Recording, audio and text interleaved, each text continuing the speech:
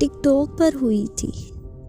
اس کے بعد ہمیں ایک دوسرے سے بے حد محبت ہو گئی۔ اپنے پیار کا اظہار کرنے کے بعد ہم نے ایک دوسرے سے ملاقات کی۔ وہ ملاقات اتنی خوبصورت تھی کہ ہم نے ایک دوسرے سے شادی کرنے کا وعدہ کر لیا۔ ہم دونوں کی شادی کے لیے میرے گھر والے تو مان جاتے، مگر اس کے گھر والوں نے کبھی نہیں ماننا تھا، کیونکہ اس کا رشتہ پہلے سے ہی اس کے کزن کے ساتھ ہو چکا تھا۔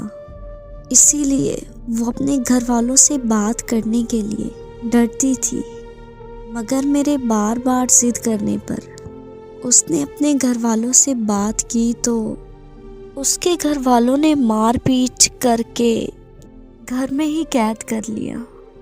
اس کے گھر والوں نے اس سے فون چھین لیا، جس کی وجہ سے ہمارا رابطہ تک نہ ہو سکا، اور اس دن کے بعد میرا رابطہ اس سے مکمل طور پر ختم ہو گیا۔ کچھ دنوں بعد پھر مجھے خبر ملی کہ اس نے خودکشی کرنے کی کوشش کی ہے، مگر اللہ کا لاکھ لاکھ شکر ہے کہ وہ بچ گئی اور صحیح سلامت ہے۔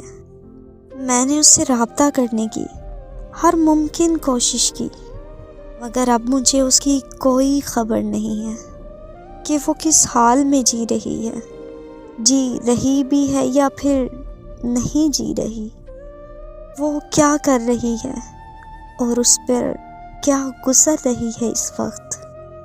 اب مجھ پر یہ عالم ہے کہ میں دن رات اس کی یاد میں، اس کے انتظار میں تڑپتا رہتا ہوں، یہاں تک کہ پاگلوں کی طرح اس کے گلی محلوں کے چکر لگاتا ہوں۔